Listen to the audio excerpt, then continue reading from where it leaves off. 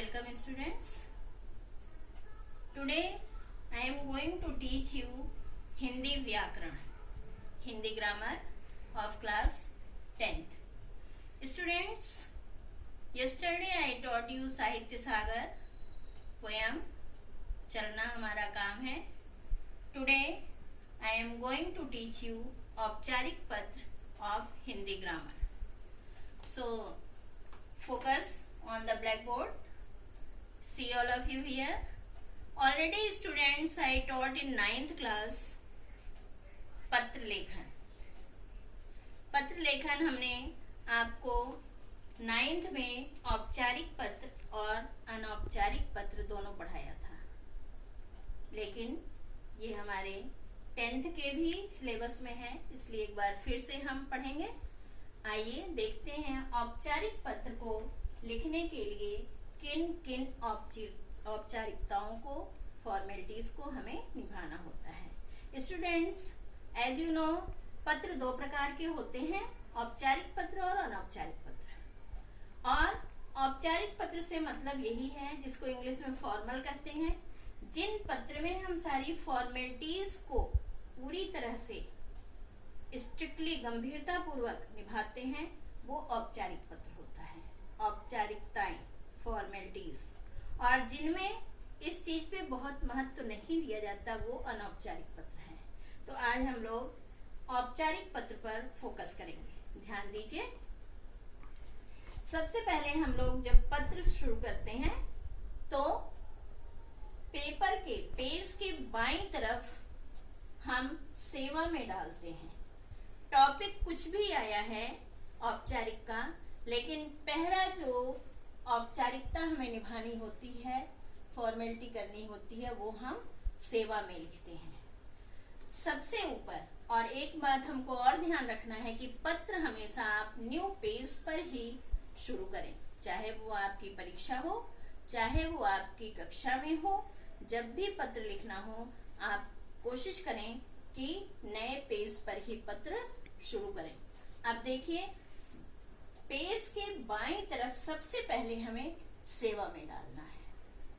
उसके बाद second number पे सेवा में के बाद आप एक लाइन छोड़ देंगे. उसके बाद आप सेकंड नंबर पे क्या डालेंगे? पद का नाम. टॉपिक में जो भी विभाग के जिस अधिकारी को पत्र भेजने के लिए आया है, या किसी विद्यालय के प्रधानाचार्य को, या किसी विद्यालय के प्रबंधक को, जो भी पद का नाम टॉपिक में दिया गया है, वो हम यहाँ पे लिखेंगे. क्यों?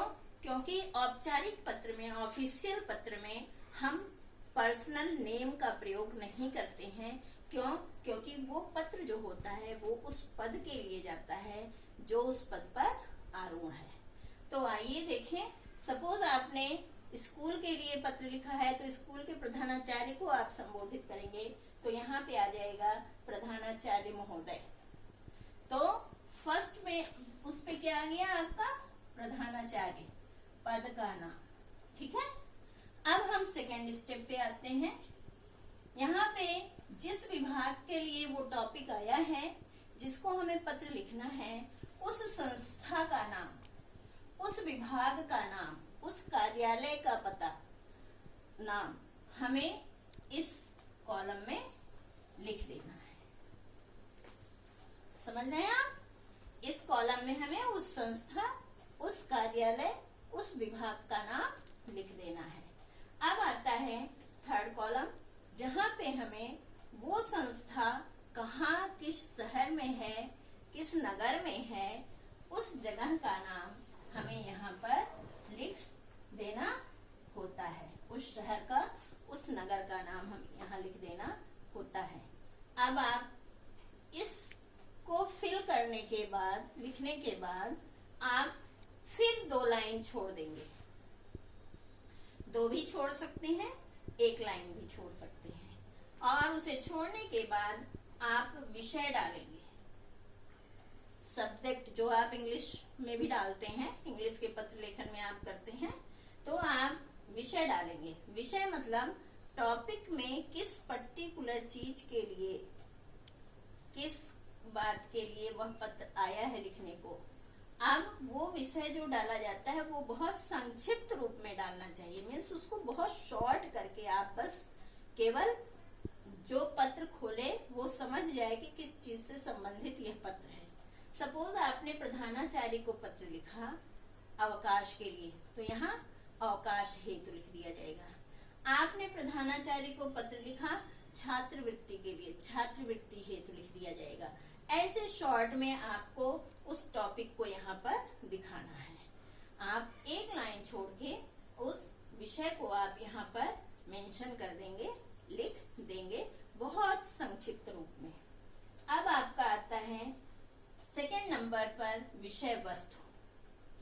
विषय वस्तु मतलब कंटेंट। जो आपका टॉपिक आया है पत्र का, औपचारिक पत्र का जो भी टॉपिक आपका आया है, उस टॉपिक को आप यहाँ पे विषय वस्तु में, बॉडी में, जिसको कहते हैं पत्र की बॉडी, उसमें आपको एक्सप्लेन करना है। क्या बात आपको कहनी है, अपनी बात को आपको प्रभावशाली ढंग से, ना तो बहुत बड़े करके ना बहुत छोटा करके, अच्छे शब्दों में प्रभावशाली ढंग से इसे एक्सप्लेन कर देना है, जिसे पत्र की बॉडी कहते हैं। अब वो पूरा होने के बाद आप थर्ड स्टेप जो इसका होता है वो है पत्र का अंत। पत्र का अंत कैसे करेंगे? ये जो विषय वस्तु होता है, बॉडी होती है, ये पूरे पेज में आती है, बाकी ये सारी चीज लेफ्ट साइड ही रहती है।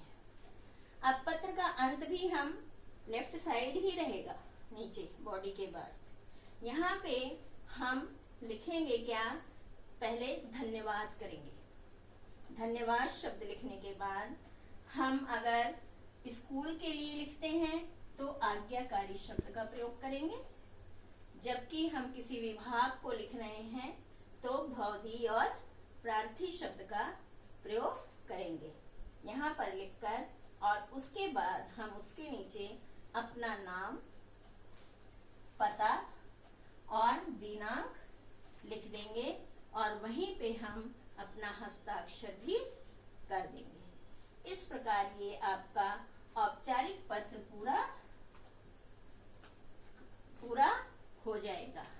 स्टूडेंट्स, हम आपके सरस व्याकरण में, हम आपकी पुस्तक जो सरस व्याकरण है उसमें एक टॉपिक आपको टिक करवाते हैं। टॉपिक नंबर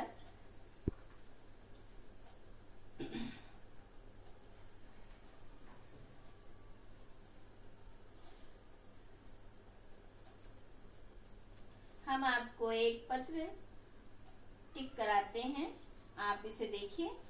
पेज नंबर 137, सरस व्याकरण, ये आपकी पुस्तक। इस पे पेज नंबर 137, टॉपिक नंबर 14।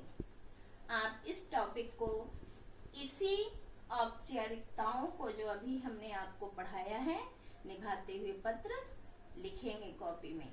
अगर किसी बच्चे को कोई डाउट है, कोई भी प्रॉब्लम है, आप कमेंट बॉक्स में लिखकर हमसे पूछ सकते हैं।